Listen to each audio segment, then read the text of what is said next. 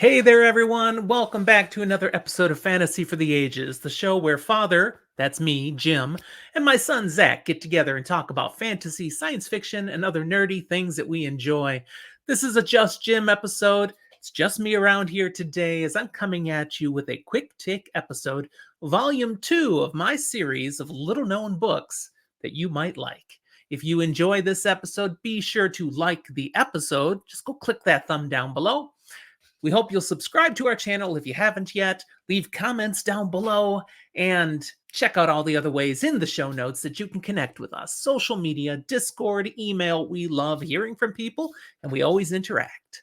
I've got a lot of reads on my TBR coming up that are pretty much confirmed as fantastic books before I even touch them. I mean, they're just so well known. Everybody, okay, not everybody, but everybody I really listen to likes them. Things like I'm going to finish all of Malazan.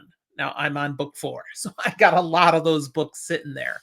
But as I'm Kindle reading, that means Kindle books are mostly going to wait till I'm done with Malazan, but I read things in physical copy and I do audiobooks. So there's lots of other ways I can keep consuming content, and I'm going to keep working through my TBR.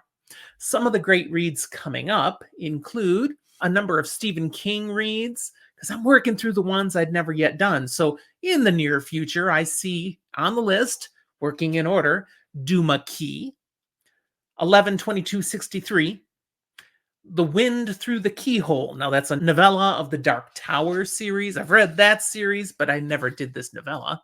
Joyland, Dr. Sleep, the Bill Hodges trilogy. So yeah, 3 books. I'm going to read them back to back to back. And Revival. Those are all coming up in the near future. Also, intermixed with the Stephen King books, I see the Red Rising series by Pierce Brown waiting for me. The Poppy War by R.F. Kuang. Zach just recently read those. He's going to be doing content on them. And the Mars trilogy, which is actually 4 books, because a 4th was done much later. Those all by Kim Stanley Robinson. In the midst of those fairly well-known and successful science fiction and fantasy books, I've got some lesser-known ones that I want to feature here today, and let's get to it. First up, Jonathan Strange and Mr. Norrell by Susanna Clarke. Now, I'm including this one on the list not entirely because it's so unheard of, although that's kind of true these days, but really it's about the author. Susanna Clarke has been anything but prolific as a fantasy fiction writer. She published this book, her first novel, back in 2004, saying it took her over a decade to write it. It's a blend of fantasy, meticulously researched historical fiction, and alternate history fiction. It's set in 19th century England around the time of the Napoleonic Wars. But in this version of reality, magic was real.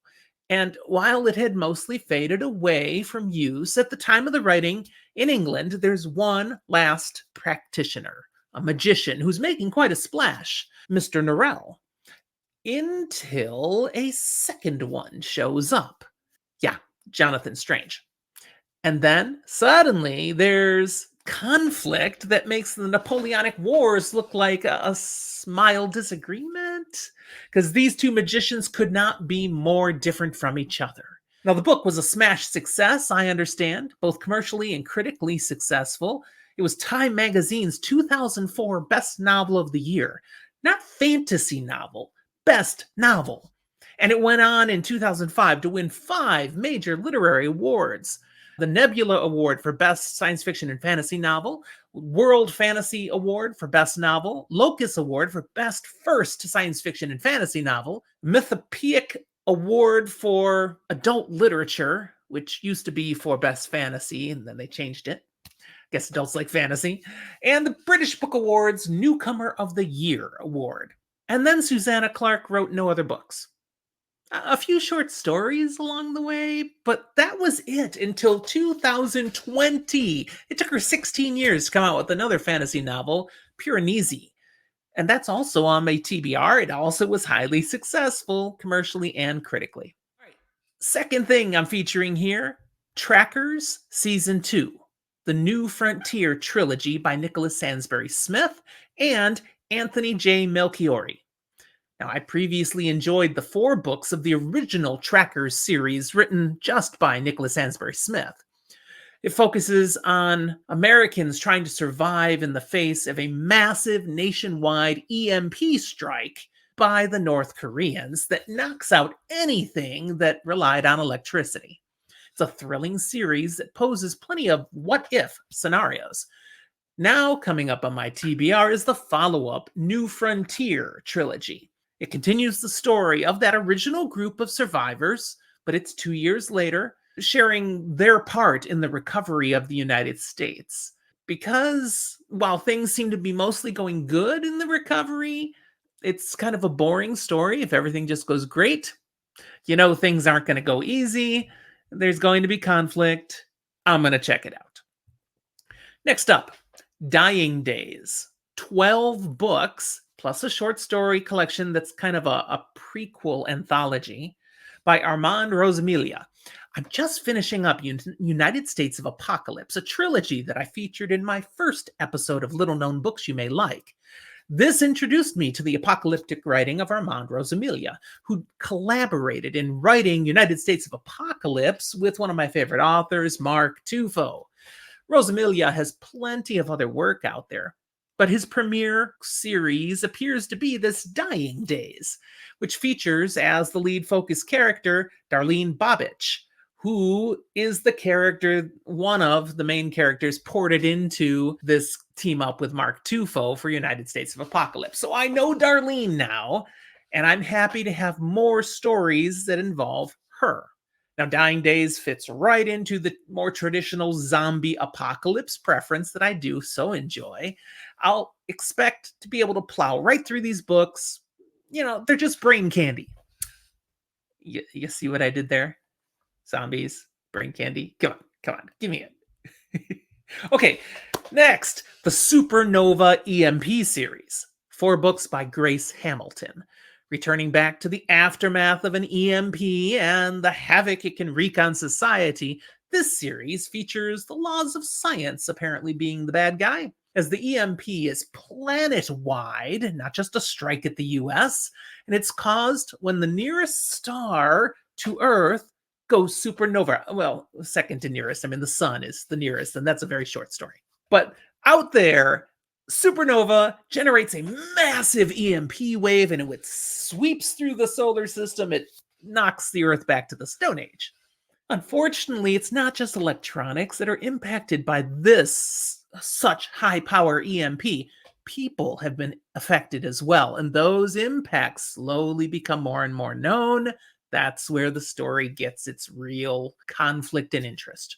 This will be my first exploration of the works of this apocalyptic fiction writer. She's got a bunch more available in this subgenre, so if I enjoy Supernova EMP, I could see my TBR getting a little longer just when I'm starting to get it a little shorter. All right, then, the E-Day trilogy by Nicholas Sansbury Smith. Smith is back on this list for the second time today, this time with some post-apocalyptic science fiction to enjoy. This is set in the near future of our planet. At this time, warfare has escalated to new levels through technology, with genetically engineered soldiers, actually called engines, who are doing the fighting, and coming online with them to support them and to take them to a next level is artificial intelligence. This is not necessarily bad. This is supposed to be good, but we find there is a dark secret soon to be discovered. It's going to change everything. I love a good action sci-fi piece that includes mystery and some twists and turns. That's what I think I'll get in the E-Day trilogy. And Sansbury Smith has yet to let me down in anything else I've read. I have featured him on this channel before. Another one I'm getting to is King's Dark Tidings. Currently 5 books in the series. I think that's all there's going to be. These are by indie author Kel Cade. I first heard of this fantasy series from my friends over at the Fantasy Files podcast. Spencer adores these books, and they've had Kel Cade on for an interview episode. You can go find that on their channel if you like. Per Spencer, this is some of the best fantasy fiction he's ever read. And he's read a lot. It's always hard for indie authors to get known, but these books appear to be doing quite well now. And Cade's bio makes it appear that full time authoring is now the occupation.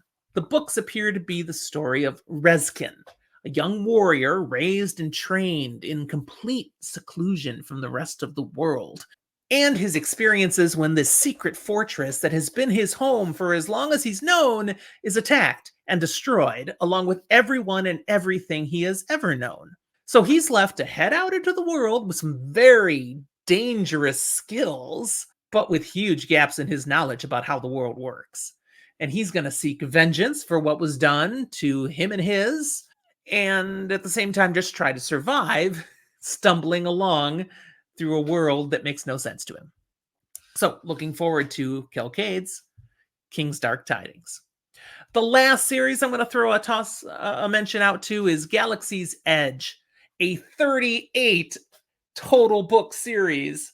The Galaxy's Edge series is shorter, but there are other series that are interspersed within it all, and they all add up to 38. They're all part of the same real massive tale. These are all written by Jason Anspach and Nick Cole. It's another recommendation from Spencer over at the Fantasy Files. Now, I've guessed he has not read all 38 of these. He was binging on them early on and just raving about how much fun he was having with this series and that I really should read it. Well, I'm a completionist, so I looked into it and put them all on my TBR. I expect this military sci-fi series will end up being an entertaining audiobook thrill ride. All right, that's all I have for you today in this episode. If any of you have read any of what I've spoken about here today, I'd love to hear your non-spoiler reactions and thoughts. Toss them at me. Let me know, do you think I'm going to enjoy these, or am I just wasting my time? It's always good to hear from the people who've been there before. Thanks again for watching. We'll talk to you next time.